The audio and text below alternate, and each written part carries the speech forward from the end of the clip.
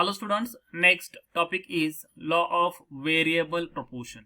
Law of variable proportion. So in this law we will learn the relationship, this law explaining the relationship between input and output basically.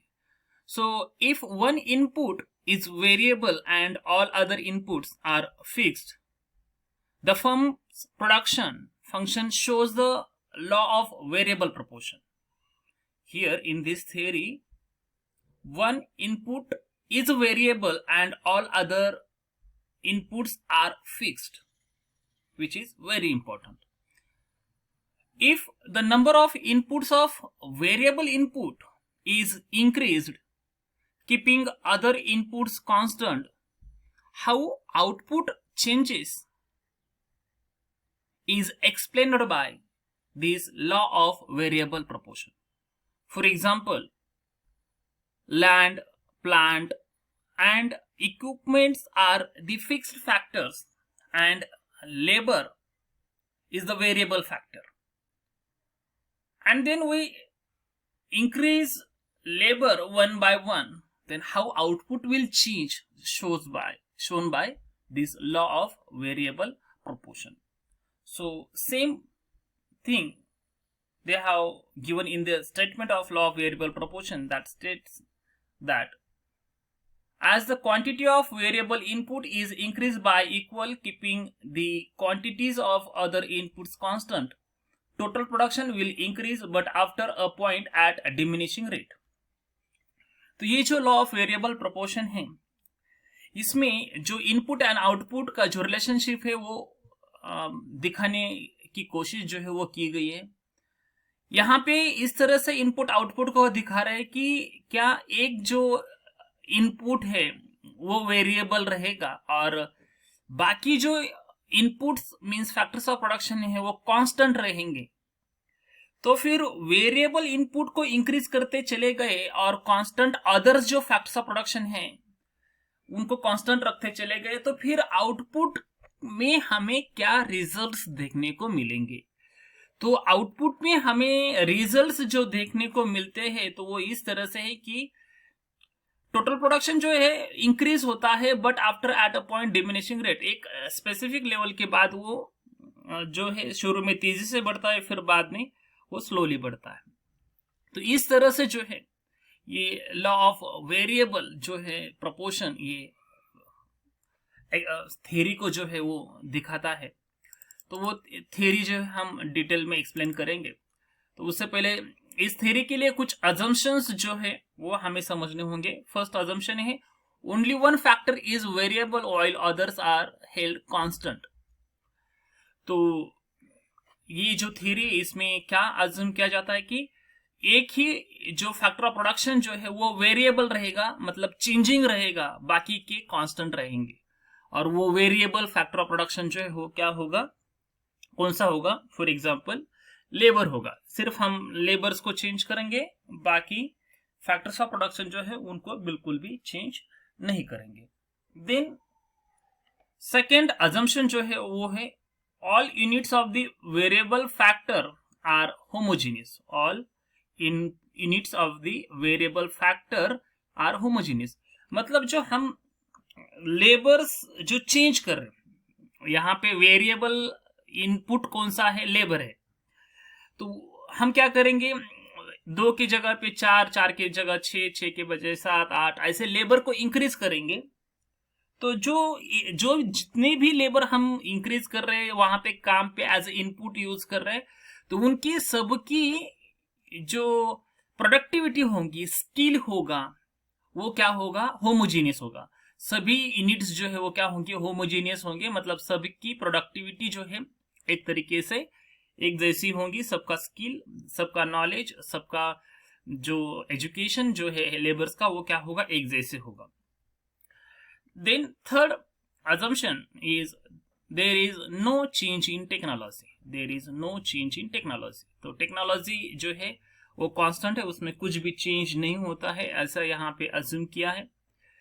अगर technology में change आ गया तो फिर हम minimum labour के साथ maximum production भी कर सकते हैं, इसलिए टेक्नोलॉजी को हमने कांस्टेंट यहाँ पे माना है। Then fourth assumption, it assumes a short run situation. So ये जो लॉ है ये शॉर्ट रन जो है इसको ध्यान में रखकर थ्योरी को एक्सप्लेन करता है, क्योंकि शॉर्ट रन ही ऐसा टाइम पीरियड ऑफ होता है जहां पे सिर्फ वेरिएबल फैक्टर को ही हम चेंज कर सकते हैं, सभी फैक्टर्स ऑफ प्रोडक्शन को चेंज नहीं कर सकते। मतलब एक तरीके से ये थ्योरी जो है सिर्फ शॉर्ट रन में एप्लीकेबल होगी, लॉन्ग रन में सभी फैक्टर्स ऑफ प्रोडक्शन वेरिएबल रहते तो फिर ये लॉन्ग रन में एप्लीकेबल नहीं है। तो अब जो है हम थ्रू द डायग्राम जो है, सॉरी थ्रू द टेबल जो है इसको समझते हैं, इस लॉ ऑफ वेरिएबल प्रोपोर्शन को। तो इसके लिए जो कॉलम लिए है यहाँ पे ध्यान दो, ये जो कॉलम है ये लैंड जो है फिक्स फैक्टर ऑफ प्रोडक्शन है। हम बेसिकली इस एग्जांपल में हम खेती का एग्जांपल जो है वो ले रहे हैं और प्रोडक्शन सपोज मान लो कि वीट गेहूं जो है उसका प्रोडक्शन कर रहे। तो ये जो है ये लैंड जो है ये कांस्टेंट फैक्टर है जो 4 एकर्स थ्रू आउट हम यूज कर रहे हैं।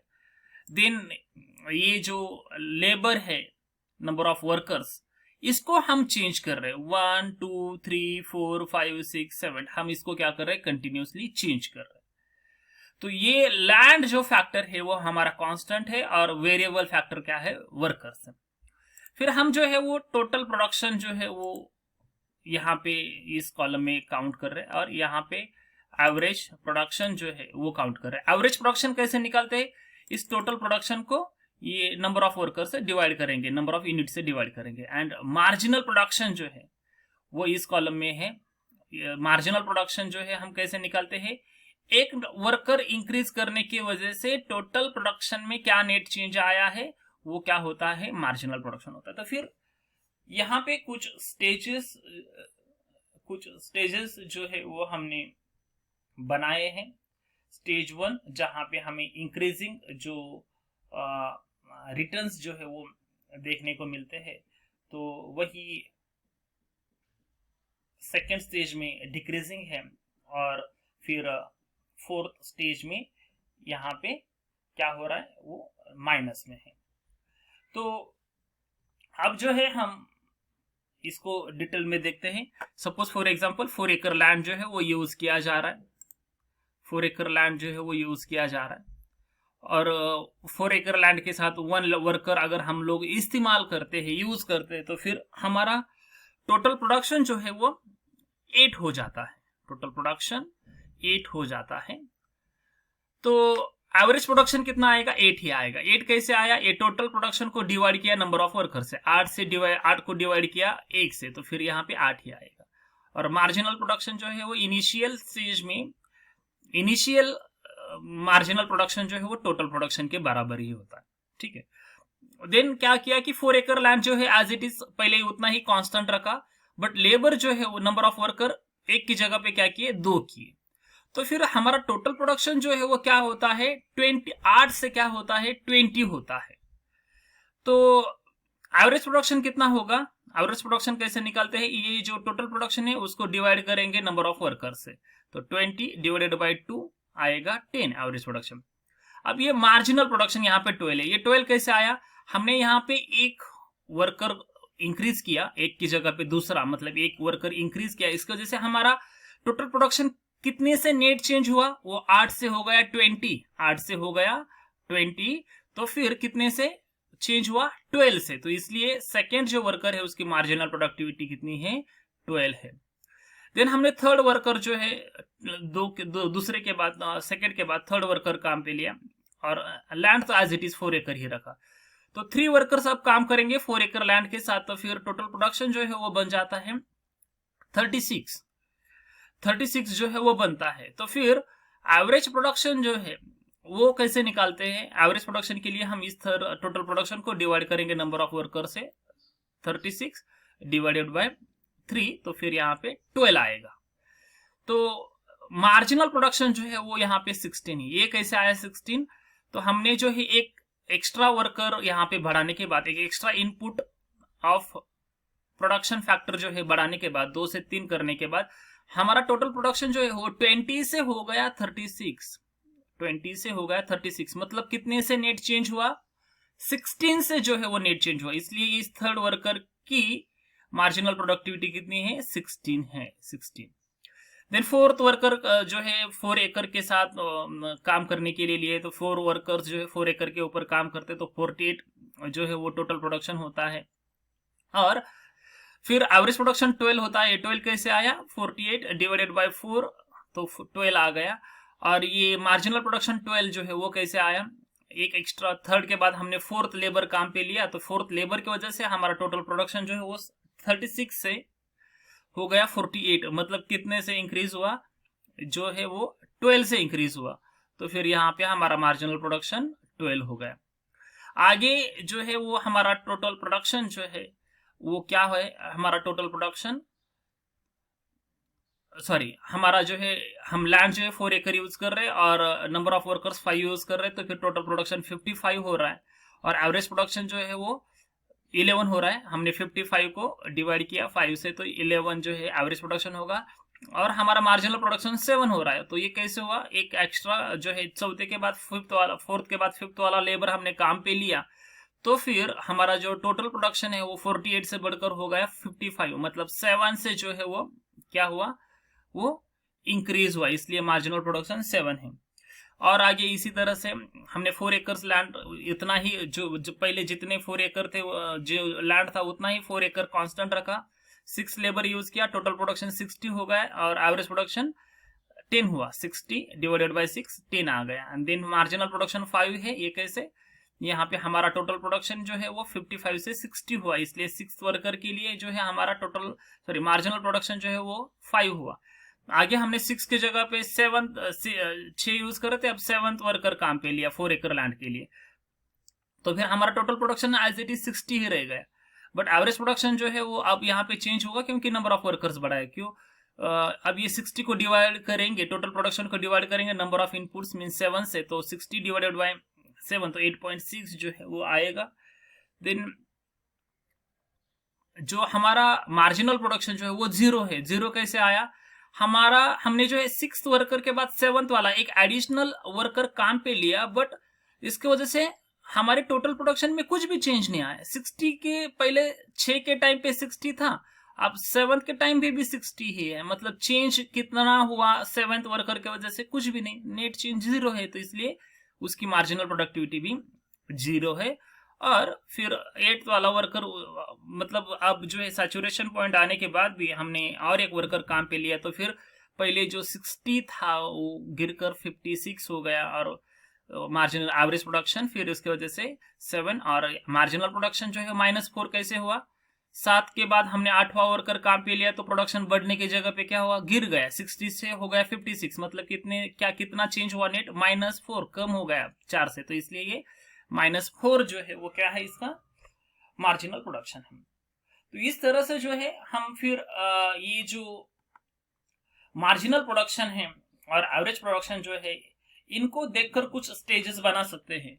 तो पहला स्टेज जो है इसमें क्या है कि हमें इंक्रीजिंग रिटर्न्स देखने को मिलते हैं।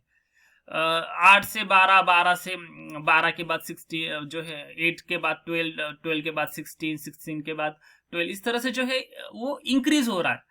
तो शुरू में जो है इंक्रीज होता है, फिर बाद में डिमिनिशिंग रेट से होता है, या हमने थ्योरी में देखा है। तो फिर देखो 8 के बाद 12 से इंक्रीज हुआ मार्जिनल प्रोडक्शन, दिन 16 से इंक्रीज हुआ, दिन वो अब बढ़ेगा, 12 से बढ़ रहा है, मतलब बट 16 से 12 क्या है, कम है। अब 7 से बढ़ेगा, बट 7 जो है वो 12 से कम है, तो ये डिमिनिशिंग रेट हुआ।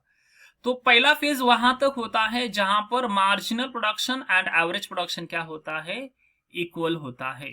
देन सेकेंड फेज वहां तक होता है जहां पे ये मार्जिनल प्रोडक्शन जो है वो 0 होता है, एंड थर्ड फेज वहां पे होता है जहां पे मार्जिनल प्रोडक्शन जो है वो निगेटिव होता है।